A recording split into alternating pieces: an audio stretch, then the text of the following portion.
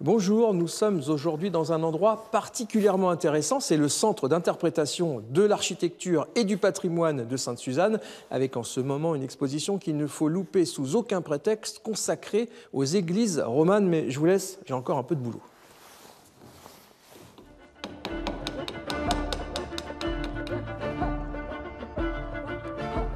C'est un sacré plongeon dans le temps qui attend les visiteurs au deuxième étage de ce château de Sainte-Suzanne.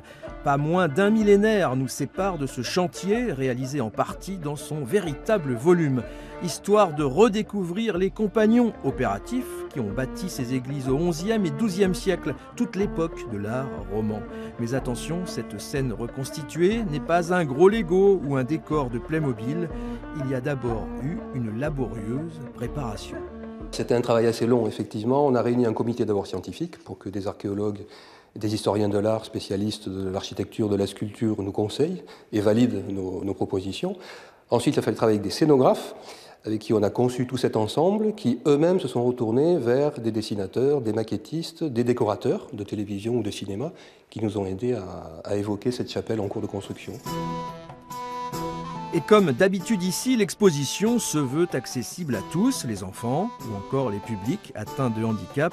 Personne n'est oublié, grâce notamment aux nouvelles technologies largement présentes qui permettent d'aller un peu plus loin dans la découverte et la compréhension des grands travaux du Moyen-Âge.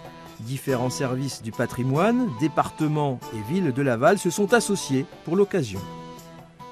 On a décidé ensemble de faire numériser 5 chapiteaux du XIIe siècle que l'on voit dans l'église d'Avénières à Laval, pour pouvoir les présenter au public, puisque in situ ils sont quand même assez hauts, pas forcément toujours très bien éclairés.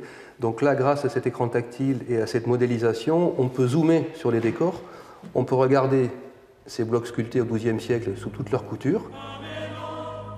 Justement, ce magnifique cartulaire de l'abbaye de Larraux, rarement exposé, peut être parcouru en version numérique et en totalité sur le site des archives départementales d'où il provient. Il faut également voir cette Vierge dite de Senones du XIIe siècle, prêtée par le château de Mayenne. Voilà encore une belle idée de balade dans ce département avec une exposition, je vous le rappelle, tactile et interactive, ce qui va amuser les plus jeunes et les un peu moins jeunes. Alors, donc ça va là. Ça, c'est pour ça.